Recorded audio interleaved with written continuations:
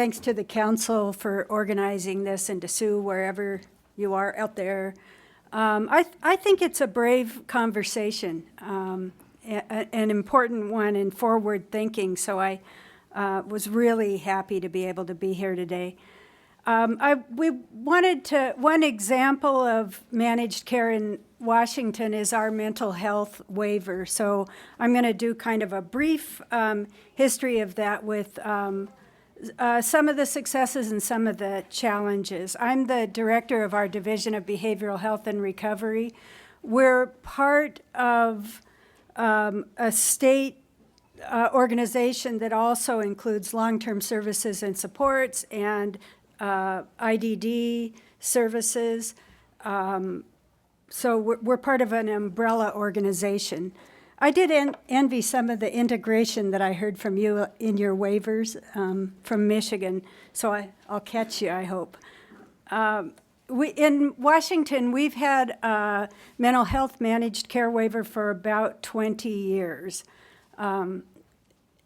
It authorizes us to operate all mental health services for Medicaid eligibles under a managed care model. So we waive freedom of choice of health plan. You're simply enrolled in your health plan. The reason it started was the oldest reason of all, that fee-for-service costs were skyrocketing, and the state felt that it needed to get some control of that. The waiver calls out what services have to be delivered to Medicaid enrollees who are clinically eligible for that. Go ahead, Nathan. We have multiple funding sources. I won't dwell on this, but I would say for if you're considering looking at managed care, weaving together different funding sources is one of the challenges, for sure. And that's been true for us. But right now, about 40% of our funding comes from Medicaid. That will change with expansion, but obviously a very significant factor. Another significant factor for Washington is that local governments are able to put on the 1/10% tax and pay for mental health and other types of human services. It's been a source of creative funding in many of our local communities. Things like housing that are so challenging are getting supports from this source, but only about half of our counties levy the tax. So there's some unevenness there, but it has been an amazing source of creativity. We serve about 135,000 people a year, and anybody gets crisis services, rich, poor, eligible, coverage or not. We have crisis services. About 60% of our involuntary treatment assessments are done with people who we never saw before, that are just brand new to us.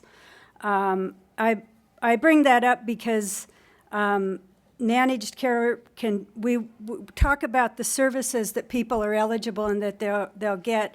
I'm also a big fan of public education models, things like mental health first aid, because that's the only way we reach that 60% who we have never met. So I just think that's an important consideration when you're putting services together. We have access standards that I think I'll talk about a little more in a minute. And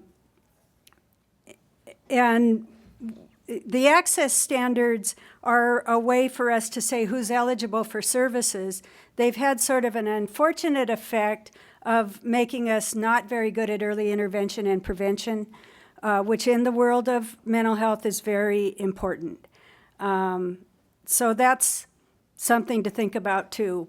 It's tempting to do access standards because you do control costs and you make a fair standard for eligibility, but how do you really do what you need to do, which is come in early? So our standard populations are called out in our waiver, an emphasis on adults and children with serious mental illness, and kids with emotional disturbances. We also have quite a large forensic mental health program in our state for people who are charged with crimes and acquitted or unable to assist their attorneys. Go ahead. We're administered through 11 regions, and they are contiguous geographically, by the way. That was astonishing to me, and I can't imagine 18. I have to say that even 11, I think at one point in our history we might have had 14, but even 11 is challenging in terms of administering a uniform benefit that people across the state kind of get similar access to similar services. Regions give us that local cultural strength, but we are administering a statewide benefit. And that's I think anybody would say it's been challenging for mental health to do that. All of our regions are based in counties except for Pierce County with Tacoma, which is a private company, Optum Health. And we have the same discussion about for-profit, nonprofit. I'm not sure what to think about it yet. Our one privately run RSN is actually run pretty well. So we're kind of early in that adventure. The regions get a per member per month for all Medicaid eligibles rather than just carved out. So they're responsible for mental health services for the entire population of Medicaid eligibles. Right now, I'll take a little side turn here. We contract with the regional support networks, and it's in our statute.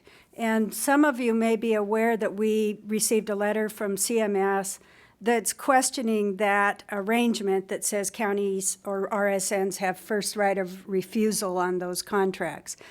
So I was very interested in Michigan being able to build in a right of refusal. I think it must work because it's overlaid with procurement, but I'll learn more about it. It has the potential to change how we purchase services in significant ways, and I can assure you that there will be much public discussion in the coming legislative session because our system is in statute, the structure of it. But it's hard to talk about mental health right now without also saying, and we may have to change what we do. We're obviously trying to consider it the old crisis opportunity thing. There's many ways we can improve what we do. So the regional support networks are prepaid inpatient health plans, and they're at risk for all services for eligibles. Our system does not, it carves out the state hospitals. And regardless of what's the best arrangements there, I would say that one of the areas we wish we would, or that we want to make progress in, is in the realm of transition out of state hospitals and really continuing to have a hospital be a hospital and your home be a home, not your hospital be your home. So we have a lot of progress to make there.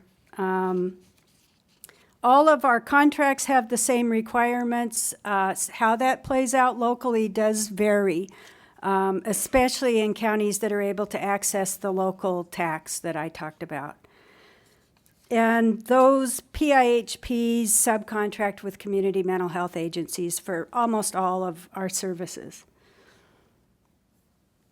Our service array in mental health, if you put it up, line it up with what other states do, is actually pretty broad. It includes standard services, assessment,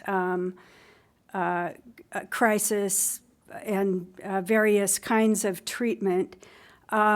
I think where we would want to make progress, and something certainly you have a longer history of in IDD programs, is in recovery support services like employment, housing,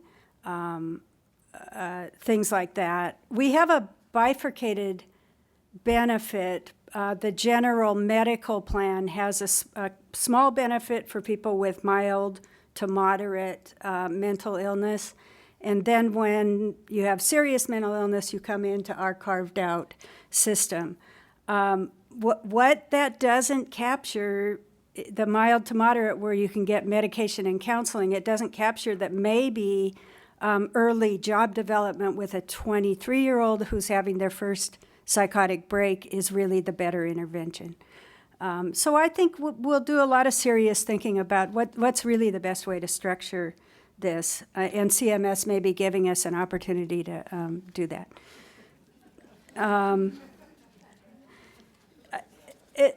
then I'll briefly mention a couple of other things that Washington's involved in. Our overall initiative here is we've called it Health Path Washington, and it has to do with innovative and integrated care models. Our two main approaches to it are through health homes, through Section 2703 of the Affordable Care Act. A bit of trivia you didn't need, but it just comes out of my mouth when I say health homes. We're pretty excited about this one because it will be, when we get it rolled out, statewide benefit that looks at people who are both high cost and high risk. And we can do much better serving that population, and this will help us kind of pinpoint that. And then we are participating in the Medicare, Medicaid duals model also.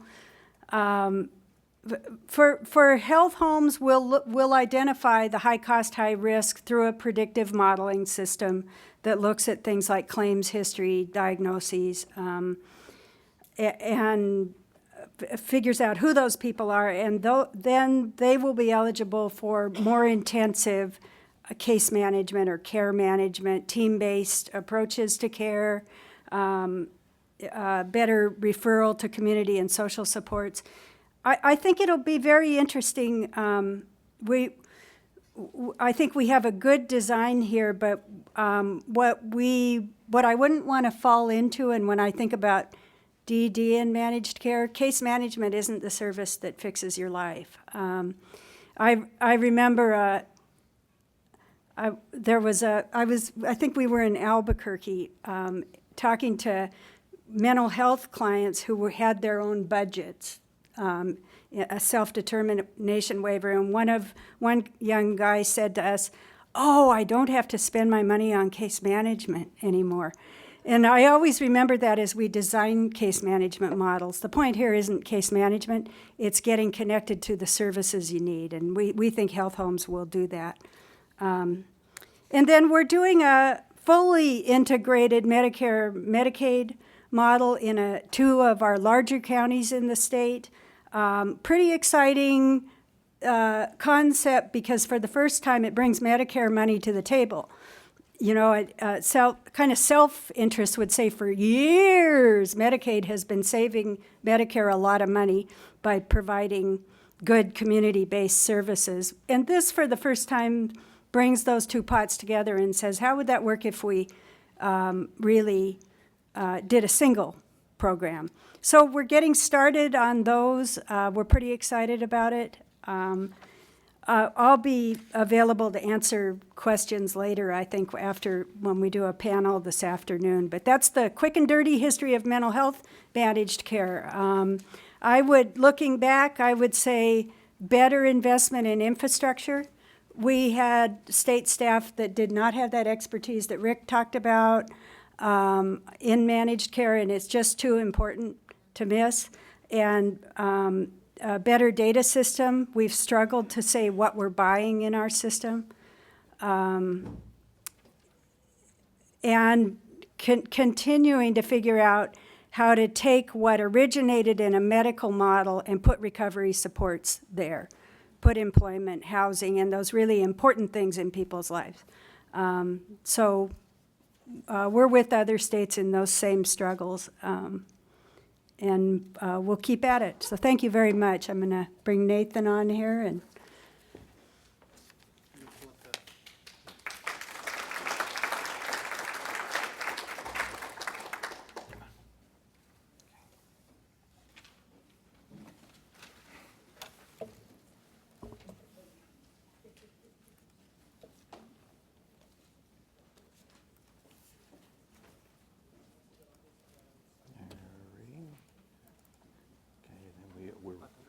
very top one?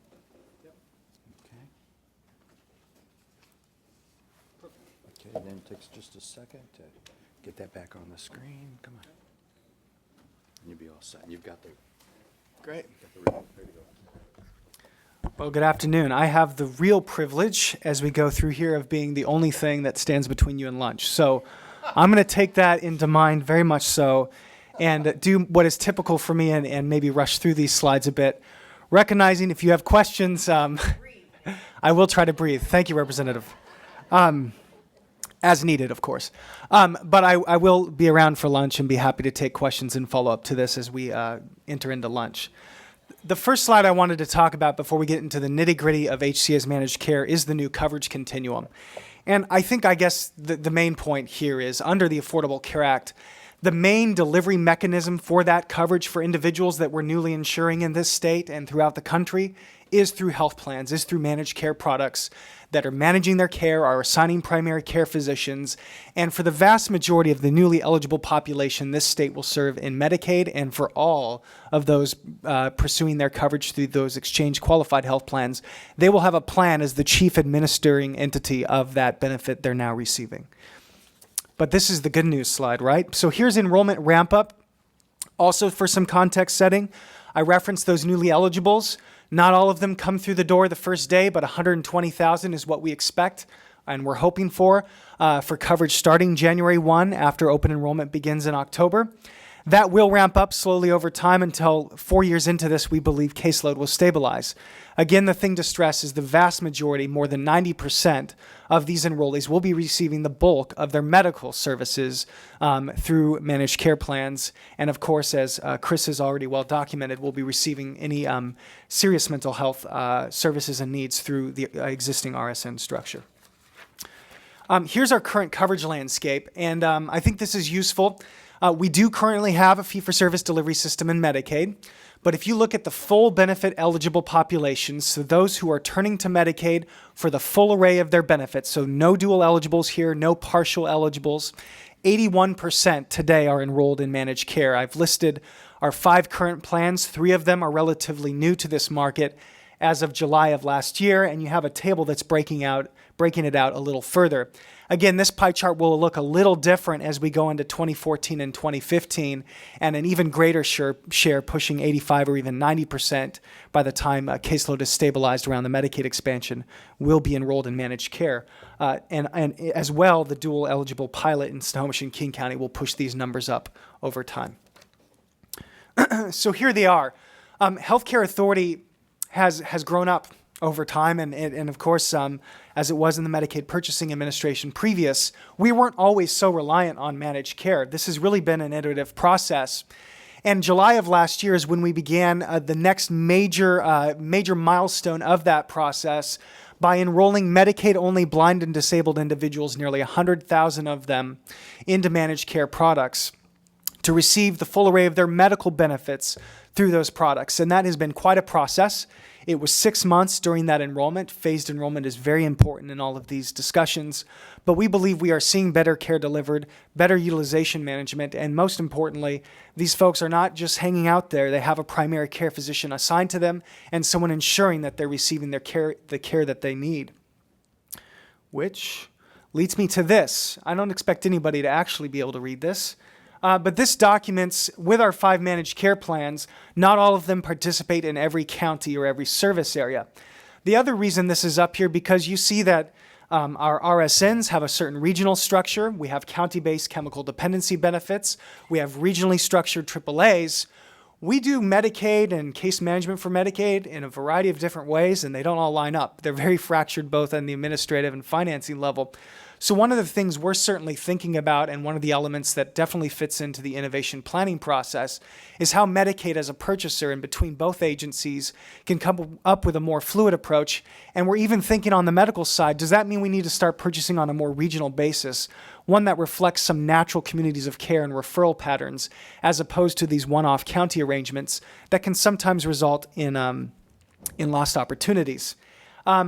Just for your information, too, here is a list of the plans, the various counties or service areas they represent, and the number of enrollees assigned to them. Importantly, over 800,000 enrollees in Medicaid are served by these plans today out of a total of 1.2 million.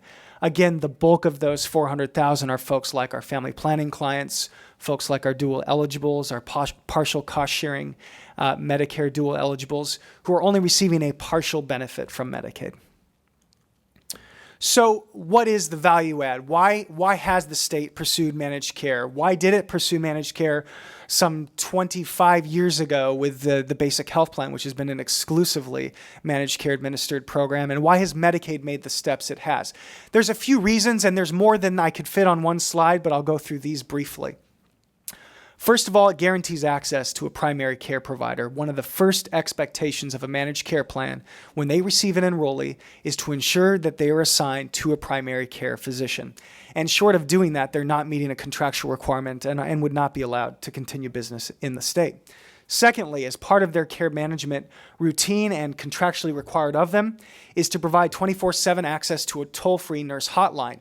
And we don't do something quite like that in fee-for-service Medicaid for all of those who are not enrolled in health plans today. Third, coordination of care among providers and systems of care, for example, between medical and behavioral health systems. This is actually a contractual requirement of our managed care entities today. I think importantly, while we do a fair amount of coordination at a state level and case management work in the various pockets we do it, we are not resourced as a state agency, speaking just for Healthcare Authority, to do an effective level of care management for the broader populations we serve. That's why this partnership is so important for us. Fourth, active management of complex and chronic health conditions. This both speaks to the health homes that Chris was speaking to earlier, but also about the broader care management responsibilities of a health plan, not just around prior authorization, but about actually intervening and connecting people to services, even if they don't meet the criteria we've established for health homes enrollment. And finally, access to care for all covered provider types under strict network adequacy requirements. These plans are not regulated by our Office of Insurance Commissioner. They are the provider contracts are, I should say, and they are regulated entities, but their networks are regulated by the Healthcare Authority. We ensure network adequacy, and I would suggest there's a much more robust provider network, especially when you look into specialty and subspecialty areas through the managed care plans and the greater provider participation they bring to the table. So this is very important, and in fact was very strategic in late 2010, early 2011, when planning for the next procurement occurred around managed care. We recognized we needed to bring in more capacity, especially with our providers, for the Medicaid expansion. So this is serving that purpose. I should also mention that these plans may provide additional value-add benefits that the state must sign off on and are not included in their rate, but to the extent they manage that care, effectively apply utilization management strategies, and decide on their own to use that surplus or what otherwise would be profit for 4 of the plans to purchase other value-add benefits for their enrollees, they're allowed to do so. In fact, many of them do. Benefits such as Weight Watchers programs, Boys and Girls Club membership, adult eyeglasses. Some of our plans have filled that gap in the Medicaid benefit package today. Car seats, bike helmets, other wellness incentives. The list would go on. And each individual plan, if they were here today, would talk to you about some of the very innovative approaches they've taken for encouraging good utilization of medicine as opposed to unhelpful utilization. So we do have a challenge ahead of us. That small graphic up on the left-hand side is reflective of what has been framed, the silver tsunami or what have you, but our state's aging population. But beyond that, we have delivery system silos in place today. We have a managed care program on the medical side. As I've alluded to, we have fee-for-service, so we have fractures within our organization in that way. We have county-based behavioral health system, dual eligibles, which have their own Medicare, Medicaid intricacies, and long-term services and supports, which are also handled separately from an administrative standpoint. That can sometimes result in fragmented service delivery, and you've heard a lot of what we're trying to do to intervene in that, but we have a lot of progress to make as we implement and go forward with our health homes and duals capitation strategies. Importantly, the service needs and risk factors for these populations overlap. Especially on the high end of the risk, where about 50% of our Medicaid costs are contained. And so that speaks to the importance of that coordination and addressing the silos that exist. Finally, incentives and reimbursement structures not aligned to achieve outcomes. Just because we contract with a managed care plan doesn't mean that the innovative payment strategies we can't necessarily deliver on a state are being delivered on in the delivery system level. And it's not all the plan's responsibility. It's not all the provider's responsibility. There's a lot of infrastructure needs that could be provided that would make it more helpful. But my main point is it's not enough just to say, go deliver a fee-for-service product, because that gets you more of the same with some of the added elements that I've discussed. And we're really looking at how to better partner with our plans to pursue more innovative value-based payment strategies that really transform our Medicaid delivery system into one that's paying for outcomes and not just those volume of services delivered. Short and simply put, and this is a common refrain for some of you, but the existing design over the long term is not sustainable. We must be doing more in this area. And we are. So we are planning for the future as part of the healthcare innovation planning process. Under SIM, which is the State Innovation Model Grant, they gave us $1 million over a 6-month period of time to put together a 5-year innovation plan that deals with some of the issues we've discussed and discusses how the state pursuing that in combination with other purchasers and payers in the private sector can help achieve the triple aim. In the interest of time, I'm going to let you review these slides on your own time and leave you with some online resources and links, and then invite your questions now or over the lunch period, whichever folks would prefer. What do we say? Okay, thanks. Nathan, we don't have that handout. Yeah, so I'll make sure, that's my fault. I own that one. So we'll make sure it's digitally delivered to folks or put on the website for people. Yeah.